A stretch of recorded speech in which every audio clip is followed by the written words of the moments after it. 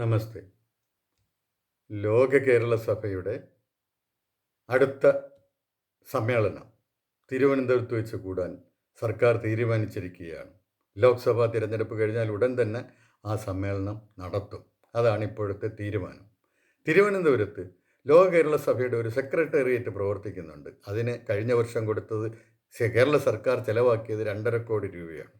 ഈ ലോക കേരള സഭ എന്നുള്ള സംവിധാനം കൊണ്ട് തന്നെ ആർക്കെങ്കിലും എന്തെങ്കിലും പ്രയോജനം, അതായത് നാട്ടുകാർക്ക് എന്തെങ്കിലും പ്രയോജനം ഉണ്ടാകുന്നുണ്ടോ, അല്ലെങ്കിൽ പ്രവാസി ലോകത്തിന് എന്തെങ്കിലും പ്രയോജനം ഉണ്ടാകുന്നുണ്ടോ, ഇതുവരെ നമുക്ക് യാതൊരു അറിവുമില്ല. ആകെക്കൂടെ ഉണ്ടാകുന്ന പ്രയോജനം എന്ന് പറഞ്ഞു കഴിഞ്ഞാൽ കുറേ ആളുകൾ, ഒരു കേരള സർക്കാർ ക്ഷണിക്കുന്ന കുറേ ആളുകൾ, അല്ലെങ്കിൽ അവിടെ രജിസ്റ്റർ ചെയ്യുന്ന രജിസ്റ്റർ ചെയ്യുന്നവരിൽ നിന്ന് കേരള സർക്കാർ തിരഞ്ഞെടുക്കുന്ന കുറേ ആൾക്കാർ വന്ന് താമസിച്ചും തിന്നും കുടിച്ചുമൊക്കെ ഏതാനും ദിവസങ്ങൾ ചെലവാക്കുന്നു എന്നല്ലാതെ മറ്റാർക്കും എന്തെങ്കിലും ഒരു പ്രയോജനം ഉണ്ടാകുന്നതായിട്ട് നമുക്കറിയില്ല. ഇതിന് കേരള സർക്കാർ എത്ര രൂപ ചെലവാക്കുന്നുണ്ടെന്ന് പോലും നമുക്ക് യാതൊരു കണക്കുമില്ല. ഇപ്പോൾ വിദേശങ്ങളിൽ വെച്ച് നടത്തുന്നതിന് സ്പോൺസർഷിപ്പാണെന്നാണ് സർക്കാർ തന്നെ പറയുന്നത്. അതിന് കണക്കില്ല, ഓഡിറ്റിങ്ങില്ല, ഒന്നുമില്ല. അതായത് അതിൻ്റെ ചിലവുകൾ, നടത്തിപ്പിൻ്റെ ചിലവുകളെല്ലാം സ്പോൺസർഷിപ്പിൽ കൂടെ നേടുന്നതാണ്. അതുകൊണ്ട് അതിന് കണക്കില്ല. എന്നാൽ ഇവിടുന്ന് കുറേ ആൾക്കാർ അങ്ങോട്ട് പോകുന്നുണ്ടല്ലോ, മന്ത്രിമാരും പരിവാരങ്ങളും ഒക്കെ പോകുന്നുണ്ടല്ലോ. അവരുടെ ചിലവുകൾ സർക്കാർ ഖജനാവിൽ നിന്നായിരിക്കുമല്ലോ കൊടുക്കുന്നത്. അത് എത്ര ലക്ഷങ്ങളായിരിക്കും. വെറുതെ ഇങ്ങനെ ചിലവാക്കുകയാണ്. സ്വന്തം പൈസ ആണെങ്കിൽ ഇങ്ങനെ ആളുകൾ കൈയഴിച്ച് ചിലവാക്കുമോ? ഒരു സ്വന്തം പൈസ ആണെങ്കിൽ ഒരു പിടുത്തം വരുമല്ലോ, അധ്വാനിച്ചുണ്ടാക്കുന്ന പൈസയാണെങ്കിൽ. തീർച്ചയായിട്ടും ഒരു നിയന്ത്രണം വരും ചിലവാക്കുന്നതിൽ. അതേ നിയന്ത്രണം നമ്മൾ പൊതുധനം ചിലവഴിക്കുന്നതിലും കാണിക്കണം എന്നാണ് നമ്മുടെ ഫിനാൻഷ്യൽ കോഡൊക്കെ നിഷ്കർഷിക്കുന്നത്. പക്ഷെ അതൊന്നും ആരും ഗവനിക്കാറില്ല. എന്തുമല്ല, ഇപ്പം ഇവിടെ ചിലവുകൾ ഇഷ്ടം പോലെ നടത്തിക്കൊണ്ടിരിക്കുകയാണ്. ഇനിയിപ്പം തിരുവനന്തപുരത്ത് വന്നു കഴിഞ്ഞാൽ അവിടെ എല്ലാവർക്കും വരുന്നവർക്കെല്ലാം ഭക്ഷണവും താമസവും ഒക്കെ കേരള സർക്കാർ അറേഞ്ച് ചെയ്യും. ഇപ്പോൾ അതിനും ഒരു വലിയ ചിലവ് വരികയാണ്. ഇനി ഇതുപോലുള്ള പല ചിലവുകളും കേരള സർക്കാർ നിരന്തരം ചെയ്തുകൊണ്ടിരിക്കുകയാണ്. അത് കേരളീയം അതിൻ്റെ ഒരു ഉത്തമ ഉദാഹരണമാണ്. അതുപോലെ നവകേരള സദസ്, കേരളീയം എന്ന് പറഞ്ഞു കഴിഞ്ഞാൽ അവിടെ കുറേ ആൾക്കാർ, ആർട്ടിസ്റ്റുകളൊക്കെ വിളിച്ച് വലിയ പരിപാടികളൊക്കെ നടത്തി. പണ്ട് മാനവീയം എന്നും പറഞ്ഞൊരു പരിപാടി ഉണ്ടായിരുന്നു. മന്ത്രിമാരും ഒക്കെ മുന്നിൽ പോയിരുന്ന് വലിയ കച്ചേരികളൊക്കെ കേട്ടിട്ട് ഇങ്ങനെ രസിച്ചിരിക്കും. ഇത് തന്നെയാണ് അവിടെ നടക്കുന്നത്. എന്താണ് ഈ മാനവീയം കൊണ്ട് നേടുന്നുള്ളത്? കേരളീയം കൊണ്ട് വലിയ കാര്യങ്ങൾ ഏതാണ്ടൊക്കെ നടത്തും. ഇവിടെ വന്ന് ആളുകൾ ഇവിടെ ഭയങ്കര കച്ചവടം നടക്കും, മറ്റേത് മറിച്ച് എന്ന് പറയുക. എന്തെങ്കിലും ഒരു ന്യായം എപ്പോഴും അവരുടെ കയ്യിൽ എപ്പോഴും ഉണ്ടാവും. ഏതിനും ഒരു ന്യായം ഉണ്ടാവും. അതുപോലെ കേരളീയം ഇങ്ങനെ ഇതുപോലെ വലിയ വലിയ പരിപാടികൾ നടത്തി മന്ത്രിമാരും വലിയ ഉദ്യോഗസ്ഥന്മാരും ഒക്കെ കുടുംബസമേതം വന്നിരുന്ന് കണ്ട് രസിച്ച് പോകും. ഇതിനാണ് ലക്ഷങ്ങളോ കോടികളോ ഒക്കെ മുടക്കുന്ന ഇതിനു വേണ്ടിയാണ്, അവരുടെ ആസ്വാദനത്തിന് വേണ്ടിയാണ്. ഇതിനിടയ്ക്ക് വേറെ ചില ബൈ പ്രോഡക്റ്റ് എന്നുള്ള നിലയിൽ കുറേ ആൾക്കാർക്ക് കുറേ കച്ചവടം, നാട്ടുകാർക്ക് വൈകുന്നേരം പോയി അവിടെയൊക്കെ പോയി ഒന്ന് റോഡിൽ കൂടെ നടക്കാം, ഇല്ലുമിനേഷൻ കാണാം. അത് എന്തുമായാലും അതൊന്നും ഒരു അനിവാര്യ ഘടകങ്ങളല്ല പൈസ ഇല്ലാത്ത കാലത്ത്. പൈസ ഉണ്ടെങ്കിൽ നമുക്ക് ധൂർത്തടിക്കാം. ഇനി അത് കഴിഞ്ഞ് നവകേരള സഭ കേരളത്തിലുടനീളം എത്ര കോടിയാണ് അതിനു വേണ്ടി ചിലവാക്കിയത്. മന്ത്രിമാരും പരിവാരങ്ങളും ഒരു ബസ്സിനകത്ത് കയറി കാസർഗോഡ് നിന്ന് തിരുവനന്തപുരത്തേക്ക് വരുന്നു. അവരുടെ വാഹനങ്ങൾ ചിലവ് കുറയ്ക്കുമെന്നും പറഞ്ഞൊരു ബസ് വാങ്ങിക്കുന്നു. ഒരു കോടി 5 ലക്ഷം എന്നൊക്കെ പറയുന്നത്. അതിൻ്റെ ഒരുപാട് അതിനകത്ത് സൗകര്യങ്ങളൊക്കെ ചെയ്തിട്ടുണ്ട്. എല്ലാത്തിനും 1.5 കോടി എന്നാണ് ജനങ്ങൾ പറയുന്നത്. 1.5 കോടി. പിന്നെ അതിൻ്റെ ചിലവുകൾ, ബസ് ഓട്ടത്തിനുള്ള ചിലവുകൾ, ഈ യാത്രയിൽ ഉടനീളം മന്ത്രിമാരുടെയും അവരുടെ പരിവാരങ്ങളുടെയും ഒക്കെ വാഹനങ്ങൾ ഇതിന് അഡീഷണലായിട്ട് ഓടിക്കൊണ്ടിരിക്കുകയാണ്. ഒരു ചിലവും കുറയ്ക്കാൻ ബസ് എടുത്ത് എല്ലാവരും കൂടെ ഒരുമിച്ച് യാത്ര ചെയ്യുന്നതുകൊണ്ട് പറ്റുന്നില്ല. ഇത് ആ ചിലവുകൾ ഒരു അഡീഷണൽ ചിലവാണ്. അങ്ങനെ പൈസ ദൂരത്തടിക്കുകയാണ്. എന്നിട്ട് ആളുകളെ കണ്ടിട്ട് എന്തായി? എന്തെങ്കിലും പ്രയോജനം നാട്ടുകാർക്ക് ഇതുകൊണ്ടുണ്ട്? ഒരു പരാതി കൊടുക്കാനല്ലെന്നാണ് മുഖ്യമന്ത്രി തന്നെ കോട്ടയത്തോ മറ്റോ വെച്ച് പറഞ്ഞത്. പരാതി കൊടുക്കാനൊന്നും അല്ല, പരാതി വാങ്ങിക്കാനൊന്നും അല്ലെന്ന്. എന്നിട്ടും പരാതി വാങ്ങിക്കുന്നുണ്ട്.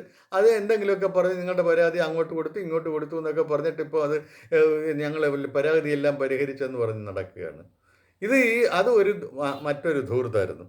അത് കഴിഞ്ഞിട്ടാണ് പിന്നെ വേറൊരു കാര്യം, കേസുകൾ നടത്താൻ എത്ര കോടികളാണ് കേരള സർക്കാർ ചിലവാക്കിക്കൊണ്ടിരിക്കുന്നത്.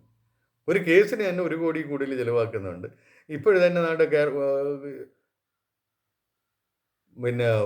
കടം മേടിക്കാൻ അനുമതി വേണമെന്നും പറഞ്ഞ് സുപ്രീം കോടതിക്ക് എടുത്ത കേസുകൾക്ക് ഈ കപിൽ സിബൽ വാദിക്കുന്നതിന് 35 കോടിയാണ് ഇപ്പം അനുവദിച്ചിരിക്കുന്നത്. ഇനിയും കൊടുക്കേണ്ടി വരും. അതുപോലെ CBI അന്വേഷിക്കണ്ട എന്ന് പറഞ്ഞിട്ട് പല കേസുകളിലും വലിയ വലിയ അഡ്വക്കേറ്റുമാരെ കൊണ്ട് ഒരു ദിവസം 25 ലക്ഷമൊക്കെ സിറ്റിംഗ് ഫീസുള്ള ആളുകൾ അഡ്വക്കേറ്റുമാരെ കൊണ്ട് വാദിപ്പിക്കുന്നു. പിന്നെ അതുപോലെ തന്നെ KSIDCക്കെതിരെ SFIO അന്വേഷിക്കണ്ട എന്ന് പറഞ്ഞിട്ട് അതിന് ദിവസം 25 ലക്ഷം രൂപ ഫീസ് വാങ്ങിക്കുന്ന അഡ്വക്കേറ്റിനെ കൊണ്ടുവന്ന് വാദിക്കുന്നു. ഇതുപോലെ കേസുകൾക്ക് വേണ്ടി മാത്രം, അത് പ്രതികളെ രക്ഷിക്കാൻ വേണ്ടി കേസുകൾ രക്ഷിക്കാൻ വേണ്ടി കേസ് വാദിക്കാൻ ഇതുപോലുള്ള വലിയ അഡ്വക്കേറ്റുമാരെ കൊണ്ടുവരുന്നു കേരള സർക്കാർ. വളരെ അത്ഭുതകരമായിട്ടുള്ള നടപടികളാണ് അതൊക്കെ. എന്നിട്ട് ആ വകയിലും കോടികൾ ചെലവഴിച്ചിട്ടുണ്ട്. പിന്നെ ദുരിതാശ്വാസ നിധിയിൽ എന്ന് പറയുന്നത് സ്വന്തക്കാർക്ക് 25-30 ലക്ഷം രൂപ വെച്ച് അങ്ങ് വാരി വിതറുകയാണ്. അവരുടെ സ്വന്തം പൈസ എടുത്ത് കൊടുക്കുന്നത് പോലെയാണ്.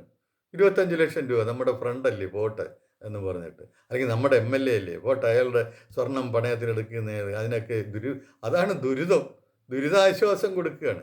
ഒരു നാണമില്ലാത്ത പരിപാടിയാണ്, നാണമില്ലാത്ത ആൾക്കാരാണ്.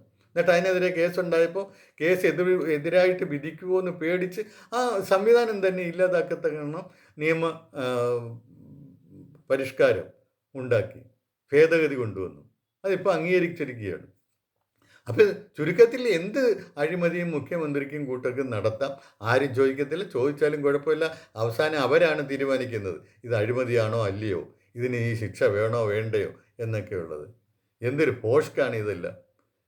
ഇനി ഇതെല്ലാം ഇങ്ങനെ തുടർന്നുകൊണ്ടേയിരിക്കുകയാണ്. ധൂർത്ത് പാഴ്ചെലവുകൾ. അതുപോലെ ഒരു ഹെലികോപ്റ്റർ തിരുവനന്തപുരത്തുണ്ട്. ഇടയ്ക്ക് 80 ലക്ഷം രൂപയാണ് ഒരു മാസത്തേക്ക് കൊടുക്കുന്നത്. മുഖ്യമന്ത്രിക്ക് 4 മണിക്കൂർ സഞ്ചരിക്കാൻ, 1 മണിക്കൂർ സഞ്ചരിക്കാൻ 4 ലക്ഷം രൂപ. ഇങ്ങനെ 20 മണിക്കൂർ ഒരു മാസം സഞ്ചരിക്കുന്നതിനാണ് 80 ലക്ഷം രൂപ. അഡീഷണൽ സഞ്ചരിച്ചാൽ അതിന് പ്രത്യേക റേറ്റ് കൊടുക്കണം. എന്നിട്ട് അത് ഇങ്ങനെ സഞ്ചരിച്ചുകൊണ്ടിരിക്കുകയാണ്. അവിടെ തിരുവനന്തപുരത്ത് കൊണ്ടിട്ടേക്കാണ്. ഇനി തിരുവനന്തപുരത്താണെന്ന് അറിഞ്ഞുകൊണ്ട് ചാലക്കുടി വേണമെന്നാണ് ആ കമ്പനിക്കാർ പറഞ്ഞത്. ഇനി യഥാർത്ഥത്തിൽ ഇവിടെ ഹെലികോപ്റ്റർ വന്നിട്ടുണ്ടോ എന്ന് തന്നെ എനിക്ക് നിശ്ചയമില്ല. കഴിഞ്ഞ കൊല്ലത്തെ ഒരു സെപ്റ്റംബറിലോ മറ്റോ ഒരു റിപ്പോർട്ടാണിത്, ഇങ്ങനെ വാടകയ്ക്ക് എടുത്തിരിക്കുന്നു എന്ന്. ഇപ്പോഴതിൻ്റെ അവസ്ഥ എന്താണെന്ന് പത്രങ്ങളൊന്നും പറയുന്നില്ല. പത്രങ്ങൾ പലതും മൂടി വെക്കുന്ന കൂട്ടത്തിൽ ഇതും മൂടി വെച്ചിരിക്കുകയാണെന്ന് എനിക്ക് തോന്നുന്നു. ഹെലികോപ്റ്റർ ഉണ്ടോ, അതിന് 20 ലക്ഷം പ്രതിമാസം കൊടുക്കുന്നുണ്ടോ? 20 ലക്ഷം കൊടുക്കുക എന്ന് പറഞ്ഞാൽ ഭയങ്കര ചിലവല്ലേ? എന്തോ കാര്യത്തിനാണ് ഒരു മണിക്കൂർ സഞ്ചരിക്കുന്നതിന് 4 ലക്ഷം. എന്തൊരു ധൂർത്താണത്. എന്തെങ്കിലും അത്യാവശ്യം വരുമ്പോൾ ഒരു ഹെലികോപ്റ്റർ അല്ലാതെ വാടകയ്ക്ക് എടുത്താൽ മതിയല്ലോ. അതിൽ അത്യാവശ്യം എപ്പോഴും ഉണ്ടായിക്കൊണ്ടിരിക്കുമല്ലോ. അപ്പോൾ ഈ സഞ്ചരിച്ചാലും ഇല്ലെങ്കിൽ 20 ലക്ഷം കൊടുക്കണം. അപ്പോൾ വലിയ ധൂർത്തല്ലേ അത്. അതുപോലെ ആളുകളുടെ ചികിത്സയ്ക്കൊക്കെ വെളിയിൽ പോകേണ്ട കാര്യം എന്താണ്? അമേരിക്കയിലൊക്കെ അത്രയ്ക്ക് സീരിയസ് ആയിട്ടുള്ള, ഇവിടെ പറ്റാത്ത കാര്യങ്ങൾക്കല്ലേ അവിടെ കൊണ്ടുപോകേണ്ടത്. നമ്മുടെ മെഡിക്കൽ കോളേജ് ലോകോത്തര നിലവാരമുള്ളതാണെന്നാണല്ലോ അവർ തന്നെ പറയുന്നത്. പിന്നെ അങ്ങനെയുള്ള സ്ഥിതിക്ക് എന്തിനാണ് അതൊക്കെ കളഞ്ഞിട്ട് മേയോ ക്ലിനിക്കിലുമൊക്കെ പോകുന്നത്? ഭയങ്കര ധൂർത്തവും അനാവശ്യവുമാണത്. ഒരു MLAക്ക് തന്നെ ഒരു 1 കോടി പരം രൂപ റീഇംബേഴ്സ് ചെയ്ത് കൊടുത്തിരുന്നു ഇതേ സർക്കാർ. ഇപ്പോഴത്തെ അല്ല, ഇതിന് മുമ്പത്തെ സർക്കാർ, അതായത് പിണറായിയുടെ 1ാം സർക്കാർ. ഒരു കുട്ടനാട്ടുകാരൻ MLAക്ക് 1 കോടിയിൽ പരം രൂപയുടെ റീഇംബേഴ്സ്മെൻറ്റ് കൊടുത്തിരിക്കുന്നു. വലിയ പണക്കാരനായിട്ടുള്ള ആളാണ്, MLA ആണെന്നുള്ളതാണ്. അതിന് അന്ന് മന്ത്രിയാണോ എന്ന് എനിക്ക് അറിഞ്ഞൂടാ.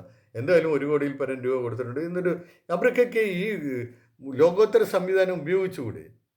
ഈ ലോകോത്തര സംവിധാനത്തിൽ നടക്കാത്ത കാര്യമാണെങ്കിൽ മറ്റിടത്ത് പോയാൽ പോരെ. ലോകോത്തര സംവിധാനത്തിൽ നടക്കാത്ത എന്ത് കാര്യമാണുള്ളത്? ഹൃദയം വരെ മാറ്റി വയ്ക്കുന്ന സംവിധാനങ്ങൾ ഇവിടെ ഉണ്ടെന്നല്ലേ ആരോഗ്യ വകുപ്പ് മന്ത്രി അവകാശപ്പെടുന്നത്. അപ്പോൾ അത് അവർ ഉപയോഗപ്പെടുത്താത്ത എന്താണ്? പാവങ്ങൾക്ക് മാത്രമായിട്ട് ഇത് കൊടുത്തിരിക്കുകയാണ്. ഞാൻ അവിടെ ചെന്ന് കഴിഞ്ഞാൽ ഒരു പാവക്കത്തിന് അവിടെ ചികിത്സ കിട്ടാതെ വരുമല്ലോ എന്ന് കരുതിയാണോ? ഇതൊന്നുമല്ല. ഇതൊക്കെ അവരൊക്കെ ഒരു എലീറ്റ് ക്ലാസ്സാണ്.